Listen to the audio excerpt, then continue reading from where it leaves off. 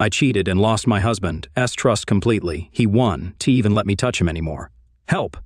I'm in a unique situation and want to know if anyone else has experienced something similar. I'm not the wounded person here. My husband, kids, and parents bear the burden of my past mistakes, for which I am genuinely sorry. Let me be straightforward. About 19 months ago, I was caught having an affair with a married neighbor and father of 3. I'm a 32-year-old woman, my husband is 39, and the neighbor, whom I'll call Steve for confidentiality, was 27 at the time. I made a terrible mistake having the affair with Steve, which began a little over 2 years ago. While the affair lasted nearly 5 months before being exposed, I was physically with Steve only 4 times in total. I know it's hard to believe, but I swear it's true. Well, let me tell you something, I don't believe it. To address questions about my marriage that I'm sure everyone reading this has, were we having issues? Did I not love my husband? Was I unhappy? The answer is a definite no to all those questions. I was completely content and fulfilled in my marriage, and I love my husband and our 2 boys, ages 9 and 11, more than anything in the world. Jim satisfied me emotionally, mentally, and physically. He was everything I ever dreamed of and more. My attraction to Steve was misplaced and stemmed from a deep place that took me back to my first romantic encounter at 18. It was a wild attraction, just like my first time. It was like a wild animal instinct inside me that drove me to this. In high school, I dated 4 boys, but nothing serious beyond a quick kiss at the end of the night. In fact, I considered all those guys as friends since we all grew up together. One day, I was invited to a barbecue at a friend's parents' place where I met Charles. Charles was my friend's cousin, and from the first time I saw him, I was captivated, I was taken. At the time, he was 20 and I was 18. From the moment we met, we couldn't keep our eyes off each other. I don't know what it was, but there was something between us that drew me to him like a magnet to steel or a magnet to metal. We started talking at the barbecue, and he had to leave for work, so we exchanged numbers. The next day, on Sunday, we met for ice cream in the evening and took a walk. We talked for hours, totally engrossed with each other, and just spontaneously started kissing. He invited me back to his apartment, and there I had my first experience. Something about Charles excited me and made me want to give him every part of me. To this day, I can't describe it. It was subconscious. I couldn't resist. Beyond the physical relationship, we had nothing in common. In fact, we were incompatible. I ended things with Charles 11 months later, after the passion wore off. A year later, I met my now husband Jim. He checked all my boxes, and I knew he was the one. We got married a year later, and our marriage had been 13 years of joy until I ruined it. We were blessed with 2 wonderful boys who are the spitting image of their dad and share his awesome personality. I'm sharing these details to explain why I started a relationship with Steve. Steve and his wife Marcia moved into our neighborhood, and they were the youngest couple. My husband and I are the second youngest, with the others mostly in their 60s. Everyone warmly welcomed Steve and Marcia. They were invited to a neighborhood picnic where Steve and I first noticed each other, similar to when I first met Charles at a family barbecue a long time ago. The next time I saw Steve was at the car dealership where he worked in finance. We were looking for a new SUV, and when my husband found out Steve worked there, they started talking. We went the next week to check out cars. Steve made sure we got a good deal, and he arranged great financing. Throughout the closing process, Steve and I exchanged glances, but my husband didn't notice. A few days later, I had to bring the vehicle back for mud flaps, and that's when Steve and I had our first inappropriate meeting. He greeted me in the lounge, and then, in his office, he mentioned additional financing details. We chatted, and he confessed he wanted to talk to me alone about his feelings. I admitted I felt something too, but it was wrong. He knew it was wrong but didn't care. He wanted me. Fast forward to the next morning, when we had our first close encounter at his house after our kids went to school and our spouses left for work. By the way, my husband has a good job, and Marcia is a licensed practical nurse. Steve and I only had physical relations 4 times in the entire 5-month period. There was no love connection, as I loved Jim, and Steve loved Marcia. What we had was just physical, and to be honest, it wasn't as good as what I had with my husband, not even close. But it was forbidden, and therefore thrilling and dangerous. Looking back now, being a stay-at-home mom for 11 years made me desperate for attention from this attractive younger man. I thought I could have this secret adventure and still maintain a loving marriage with my husband. That idea came crashing down one Thursday morning 19 months ago, when Steve and I were caught in bed at his house by Marcia's mother. She walked in on us fully engaged and started screaming obscenities. She slapped and scratched Steve, leaving a large gash with her nails. She also hit me square on the jaw and pulled out 2 handfuls of my hair before I could gather my clothes and leave the house. When I got home, I was completely shocked by what had just happened. and the reality of my actions sank in. I realized my perfect marriage to Jim was forever changed and could end because of this. I sat silently for a couple of hours, just staring at the walls, wondering how to tell my husband. Eventually, I decided to call him and left an urgent message stating that I had something very important to discuss. He didn't respond. So I texted him but still got no reply. A few minutes later, Marcia and her mother showed up on our front porch, knocking on the door and bay windows, screaming for me to answer. Terrified and thoroughly embarrassed, I didn't respond. Luckily, my boys were at school when this happened. After they left, I lay down on the couch, crying. I briefly fell asleep but woke up to the sound of a car door in the driveway. I looked out and saw my husband. I rushed to freshen up before going back into the living room to greet him. When he opened the door, however, he didn't enter. Instead, I saw through the window that he was walking down the street towards Steve and Marcia's house. I watched as he spent nearly 3 hours there before coming home. I went to hug him, but he kept me away. I started apologizing, but he said my apology wasn't accepted and he wanted me to leave. I fell to the floor, crying and begging, telling him I didn't want to go, but he insisted. He then called my mother, explained what I'd done, and asked her to come over and pick me up. Mom came over, apologized to Steve, convinced me to go back to her house for the night, and helped me pack some clothes. I left, crying, asking Jim what he would tell the kids. He said he would take care of it. I left, broken-hearted and ashamed. That night, I called Jim, and to my surprise, he answered. He just said hello and went silent. I identified myself, apologized, and promised never to do something like this again. I expressed my commitment to spend the rest of my life making it up to him. Jim remained silent, asking if I had anything more to say. I said no and asked him about his feelings. He told me he knew what he was feeling, and I started crying. He then said he wanted me to stay at my parents' house for a couple of weeks before coming home. I reluctantly agreed, but asked when I would get to see him and the boys again. He said he didn't want to see me now, but agreed to a brief call every evening at 9. The first call ended with me saying I love you, and Jim saying nothing, just hanging up. The next night's call went the same way, with me apologizing and Jim staying silent until I stopped talking. He then dropped a bomb saying he wanted a divorce.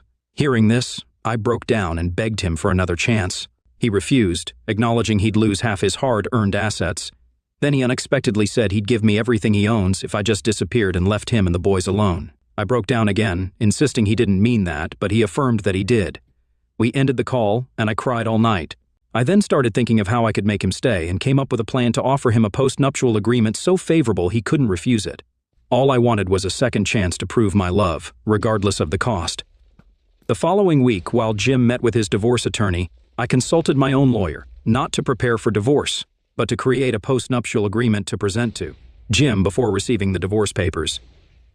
I visited 4 different attorneys before finding one who specialized in post-nuptial agreements and was willing to create such a lopsided agreement. Lopsided in that my husband would receive nearly all the benefit in exchange for remaining married to me for a period, giving me a second chance at love. Unfortunately, Jim's lawyer completed the divorce papers in just 11 days, and I was served at my parents' house 2 days later. I had Jim served with the proposed postnuptial agreement. We talked that night after he read the proposal. He was a bit surprised at what I had offered, and for the first time, I could sense the caring person I once knew coming through, not the angry man who had been so robotic and cold for the past 2 weeks. The agreement is a complete win for Jim, and an opportunity for me to prove I'm worth keeping. I won't go into specific details about the postnuptial, but I can confirm that it allows Jim to keep nearly all our marital assets if we stay married and live together for at least 30 months. Also, if I'm unfaithful again and we divorce, I lose all claims on our marital assets, get nothing, and forego any alimony and child support payments. The agreement also requires me to get a full-time job within the next 6 months and contribute to our household expenses. Finally, my husband can see other women if he chooses throughout the remainder of our marriage. I know Jim would never be unfaithful, it's not in him, but I want him to know I love him enough to give him this option. To my surprise and delight, Jim accepted the offer with one additional stipulation. The clause Jim wanted added stated there is no requirement for us to sleep together or have any type of cohabitation coitus during the remainder of our marriage. I was saddened and hesitant to agree to this, but I finally did, feeling that with time I could win back his respect, trust, and passionate love. Things have not gone as I thought, and that's why I'm here. We are now 17.5 months into our second marriage, as I call it, and our relationship is one of being housemates raising our boys. Don't get me wrong, I thank God every day for the second chance I've been given. But what we have wouldn't qualify as a marriage. It's more like we are 2 divorced people cohabitating. Since my affair, Jim has shown absolutely no affection towards me whatsoever. I mean nothing, not even a kiss or a hug. He won't even let me near him to express any type of affection, although I do get in for a hug and a kiss occasionally before he can block me, but I can tell he doesn't like it, so I don't do it very often. Even so, he requires me to submit monthly to AT, home STD testing. Also, since the affair, Jim will not go out in public with me, even to family events. When our boys have games, we alternate who takes them. When it's my turn, Jim shows up at the games but doesn't sit with me. Instead, he normally stands on the sidelines with other fathers and acts like I'm not there. The only time we go out together is when we go out of town or on vacations, which we do often. When we travel, he orders adjoining rooms with 2 queen beds each. The boys stay in one room, and we stay in the other in separate beds. I look forward to every trip, as these are the times we are closest and where I've almost been able to break through to him. I told Jim about this and suggested we move from our neighborhood to start fresh. However, Jim said he'd only move if he gets a job promotion requiring relocation otherwise. He plans to stay until our boys finish high school. The boys also don't want to move because all their friends live nearby, as do Jim's friends. Since the affair, I lost all my friendships in the neighborhood. Steve and Marcia divorced 8 months after D-Day, but Marcia and her kids still live down the street. The neighborhood women I was once close to cut me off, blaming me for breaking up the family. Now my home feels like a prison, and I rarely go outside, staying inside or in my backyard, tending to my gardens. My boys are often out with their friends in the neighborhood, including Marcia and Steve's kids, but thankfully, their world hasn't changed much. Jim follows a similar routine, hanging out with neighborhood men, smoking cigars, and sipping bourbon at night, either at our house or theirs. After work, the guys enjoy relaxing together. Jim goes to work, hits the gym, and then comes home, usually avoiding the dinner I make. On weekends, he grills and only eats what he cooks, not my dishes. Weekday dinners with my boys have become a great bonding experience. We eat around 4 when they get home from school, setting the table, helping with final food prep and cleaning up together. This time has brought us closer, teaching valuable skills even in the garden, where we've created an awesome space. In summary, some things in my life are great, while others are awful. I'm unsure whether this marriage is worth continuing in its current state, or if I should let Jim go now and provide financial benefits. Deep down, I know he's not happy, and no longer sees me as his wife or lover, just as a CO parent. I love Jim a lot and will carry the burden of what I did for the rest of my life. I want to return to the loving relationship we once had, but I doubt he'll allow it. Please let me know what you think I should do. I'd appreciate any suggestions on how to successfully earn back my husband's love and trust after betraying him so brazenly. Thank you, Amy. Update. Last month, I followed the advice and decided to temporarily move out of the house to give our marriage some space. I rented a furnished apartment nearby and have been living there since. While I miss being with my husband and boys, and I miss my gardens, it's a relief to be away from that neighborhood. There are too many bad memories and vibes there, all of which I know are my fault. I'm not making excuses for what I did. When I told Jim about my decision, he seemed surprised and a bit saddened, asking many questions. His reaction showed me a lot, indicating that he still loves me. I could see it in his eyes. I pick up my boys after school, and they come over to my apartment for dinner and spend the night a few days a week. Jim and I are flexible about it, and the kids can come and go freely between our places. The main challenge now is that being out of the house means I don't see Jim much, and I'm not in a position to talk to him. So I end up calling him, asking silly questions multiple times a week just to stay connected. We've had several lengthy conversations about various things recently, another sign that he still loves me. I know I love him. That's all for now. Thanks and take care. Update. What a journey. Life is like a roller coaster with its ups and downs. Unfortunately, after 2 years into our second marriage, Jim decided that it's best for us to get a divorce. Jim mentioned that he still loves me and might want to rekindle a romantic relationship in the future, but he believes it's challenging to do while we're married. He explained it's something psychological. He feels disrespected and betrayed while still married, but thinks he can let go of those feelings after the divorce. Jim suggested we celebrate our divorce once it's final, possibly even spending the night together. While it might sound like a strange way to part with guilt, I'm willing to go along with it if it means keeping Jim in my life as a partner, lover, and friend. Jim made it clear that even if we reconnect, we won't get remarried. He believes a binding contract isn't necessary if we truly love each other. I agree with that, but I do wish there was a way to do this without divorcing. Regarding the divorce, I've decided to let him keep 3/4 of our marital assets voluntarily, despite him not meeting the postnup stipulations. I won't pursue alimony or child support. Some may criticize me for being generous, but I believe he earned the money and would have given it all to me if I had remained faithful. I'm at peace with this decision and can live comfortably for the next 8 years or more without working. Currently, I am working, so things are even better financially. I want to offer advice to women struggling with temptation as I have. My suggestion is to resist it. The thrill is not worth the risk. If you find it challenging to control yourself, seek professional help. From my experience, the short-term high is not worth the long-term loss of love, respect, and trust. I'm a 32-year-old guy married to Kat. We've been together for the past 2 years, dating for 2 years before getting married. Recently, things have not been going well between us. The trouble started 2 months ago when my wife suggested we open up our marriage to add excitement. I was surprised by her suggestion. I never thought she'd bring it up. I want to clarify that I'm not trying to control her, but given our history, it's tough for me to believe she's interested in trying this. Let's face it, open marriage is risky and often ends up hurting one or both partners. I told her clearly that I'm not comfortable with an open marriage. It's not that I'm against trying new things or spicing up our married life, but I want those things to stay within the boundaries of a closed marriage, with no third person involved. She was disappointed because it's rare for me to deny her something. I love her a lot and usually go along with her requests, even if it means making compromises. Although she didn't say anything after our conversation, I could sense that she was not happy about it. I wanted to get to the bottom of the situation and understand her reasoning. I began questioning my abilities in bed. I wanted to talk to her, but she remained silent. Kat is a consultant with a busy work schedule, often working in different time zones, which disrupts her work-life balance. While I also have a hectic work schedule, it doesn't require me to go beyond our time zone, making it easier for me. Due to her work schedule, I couldn't discuss my concerns with her.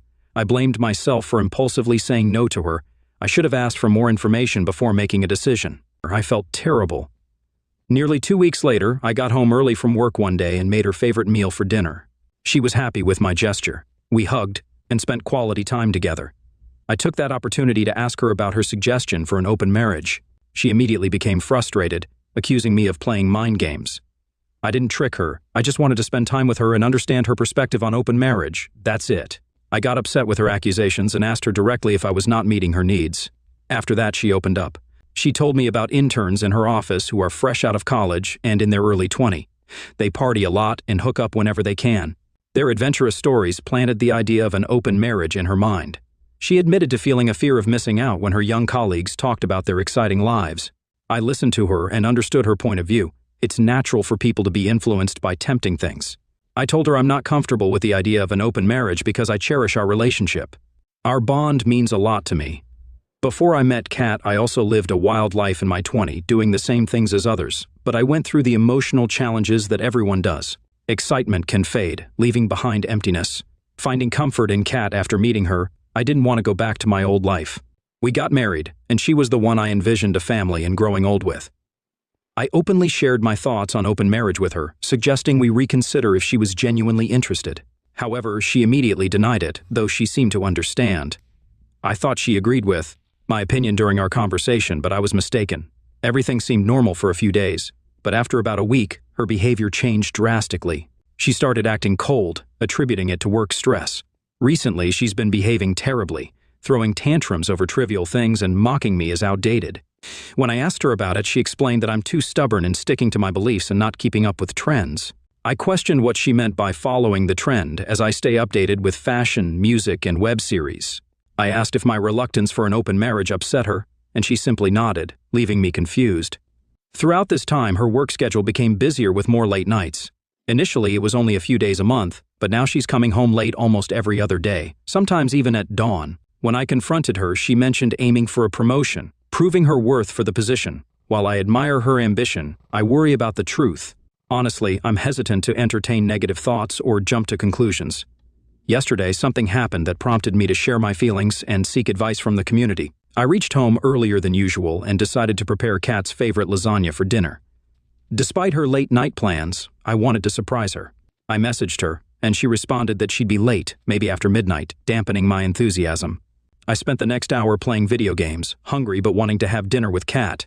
An urge led me to pick her up from the office, something I'd never done before unless we had plans after work. Thinking it would be a nice surprise, I rushed to her office, a standalone building easy to spot, waiting outside for 30 to 45 minutes.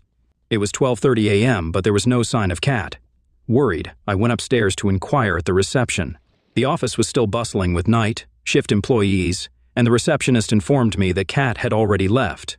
I regretted the idea and drove back home, only to find she wasn't there either. Concerned for her safety, cheating was the last thing on my mind. I was more worried about her well-being. It was too late to reach out to any of Kat's work friends, and since she had only joined the company 6 months ago, I didn't have their contact information. I felt unsure about what to do. Exhausted and anxious, I fell asleep on the couch. When I woke up with the first light of the sun, I hurried to my room on impulse. I found Kat comfortably sleeping in bed. I rushed to her, tucked her in, and went back to sleep. In the morning, she was already getting ready for work. I asked when she had come home last night, and she mentioned it was around 3 a.m. due to a busy day at work, including a meeting with an Asian client. Curious, I inquired about when she left the office, and she casually said around 2:30 a.m., leaving me shocked. Her response raised concerns. Either the receptionist gave me incorrect information about Kat not being at the office around 12:30 a.m., or Kat was lying about being there until 2:30 a.m. Still feeling dizzy from the previous night's stress, I didn't press further. She called me in the afternoon, asking if I had been to her office. The receptionist had informed her about my midnight visit. I wondered about the receptionist's unusual working hours, but explained why I had gone to her office. She was silent for a moment, then clarified that she had left her office in the afternoon for a meeting at her client's U.S. office in another part of the city. This explained why she wasn't in her office when I checked. I was puzzled by her explanation. She elaborated that her client was an Asian company with a U.S. office where she participated in Zoom calls with employees in the Asian time zone. Despite this being a common practice worldwide, I felt confused about my own situation. I'm at a loss and don't know what to do next. Should I wait for things to settle or confront Kat again with my doubts? I've confronted her multiple times in the past. Any suggestions or advice would be appreciated. Update: I received some shocking news. Please bear with me as I vent. I attempted various ways to access Kat's emails or her phone's password, but she kept it very private. I tried hard to come up with ideas to uncover the truth, but I didn't succeed. In the last 2 weeks, Kat continued to come home late from work, and we were both giving each other the cold shoulder. With very few occasional and transactional conversations, 2 days ago she was talking to her mom, who has been dealing with kidney problems for the past few years, and her recent blood test results were not good. While she was on the bed talking to her mom, I, out of concern, took her phone to check on her mom. While she narrated her tiresome routine of tests and medicine, something clicked in my head. I peeked at the unlocked phone screen with chat notifications. I got up, walked into the room while talking to her mom, casually entered the washroom while on the phone, and locked the door. I put the phone on speaker, pretended to listen, and read the messages through the notification. The notification revealed that Kat was supposed to meet someone that day for a fun ride. I opened her social media messages, and you were right, she was having an affair. She was involved with these inexperienced coworkers. After a couple of minutes, she realized I took her phone into the washroom, and she started knocking on the door to get it back. I didn't have enough time to read all the conversations, so I quickly scanned her gallery for concrete proof. The gallery was filled with explicit pictures of my beautiful wife in compromising positions with her CO workers. I emailed those pictures to myself and deleted the history. She's cheating on me with multiple colleagues. I felt so sick that I wanted to throw up. Meanwhile, my wife kept knocking on the door, asking for her phone back. I couldn't stand to hear her nagging voice. I unlocked the door, swiftly handed her the phone, and locked the washroom again. Initially, I wanted to rush out and confront her right away, but instead I calmed myself down and let the anger pass. The chat notifications contained details about the location and the time they were supposed to meet that day. Leaving the washroom, I grabbed the car keys and drove to that location. While leaving the house, she faintly called my name, but I didn't bother to turn back. At the hotel, I chose the darkest table in the lobby, not to cause a scene, but to observe how comfortable she was on her way to cheat. She was supposed to be there at 5 p.m., and I arrived at 3, downing countless shots by 5. I had initially hoped to confront her at home, but God knows what I was thinking. Maybe too numb and unready for a face-off. Not even in the lobby. By 6, she didn't show up. I thought she might have sensed my presence and changed the location. Nevertheless, I was too drunk and drained to think clearly. I sat there, continuing to drink. Around 7, I saw Kat. At that sight, my world crumbled. My vision blurred after 4 hours of drinking. I faintly remembered what happened next. Reacting in autopilot mode, I got up, staggered to the reception area where she was registering her entry, tapped her on the shoulder, and said, "Good luck with your fun ride." I might have said more, but this is the summarized version. She held my hand, attempting to explain, but I don't recall her words. I do remember shrugging her off, freeing my arms from her grasp, and storming out of the hotel. I hailed a cab to my friend's place and passed out at his door. The next thing I remember is waking up on my friend's couch yesterday afternoon. I slept for 16 hours straight. It was Sunday afternoon. My friend Lee made me some lunch along with fresh lemonade. I poured out my entire story to him. He advised me to freeze joint accounts, change passwords, and get an STD check immediately. For someone betrayed so badly, money and all these privacy checks were the least of my concerns. I reached out to my dead phone, plugged it in, and switched it on. The screen flooded with notifications, 100 missed calls, 50 voicemails, and countless pleading messages. I ignored it all. After a few minutes, calls and messages from her started again. I blocked her on all platforms. I felt so disgusted that I didn't even read her messages and emails completely. Today is Monday. I've called in sick for the next few days at my office. I don't know how to deal with this. I've been drinking heavily and want to run away from all of this. I don't know what to do now. My friend is searching for some of the best lawyers in the vicinity. Update, I recommended securing our shared accounts, changing passwords for sensitive information, and getting tested for STDs. Thankfully, the test results were negative. Lee assisted me in finding a lawyer, and I shared all the pictures from Kat's phone with him. I temporarily settled with Lee until the divorce is finalized, which worked out well since he needed a roommate. Throughout this time, Kat has been trying to reach me, pleading for us to get back together and start anew. She also contacted Lee, asking for his help in reconciling our marriage. According to her, the hookups were meaningless, and she was just exploring her desires, wanting to feel attractive. I'm uncertain about these Gen Z concepts of desirability and whether the whole idea is genuine or not. A few days after my last update, I sent Lee to my house with keys to collect my belongings, hoping Kat would be at the office on a regular workday. However, Lee found her at home, where she broke down and sought his help.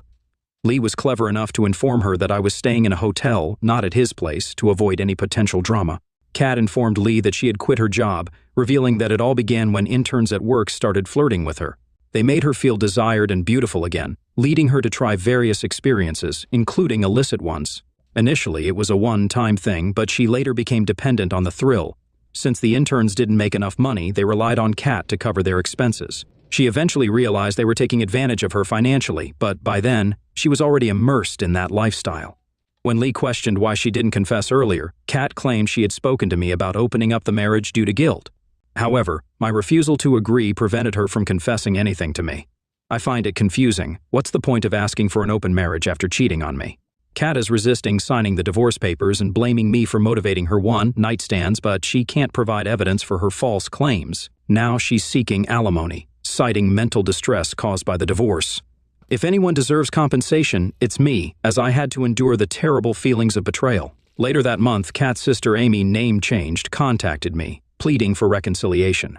She shared how Kat is going through tough times, leading to severe depression due to the interns damaging her reputation at the office. They circulated compromising pictures of Kat having fun with them to other senior employees, mocking her as an easy target. This gossip made her the center of attention at the office, forcing her to leave. Senior employees spread the gossip outside the office network, making it difficult for Kat to get referrals. I reminded Amy that Kat chose to leave our stable married life for a thrilling experience, and now she has to face the consequences. Anyways, I'm moving forward with my life. I've kept my drinking habits in check, focused on working out, eating healthy, and staying busy at work. The divorce proceedings are ongoing despite Kat's resistance.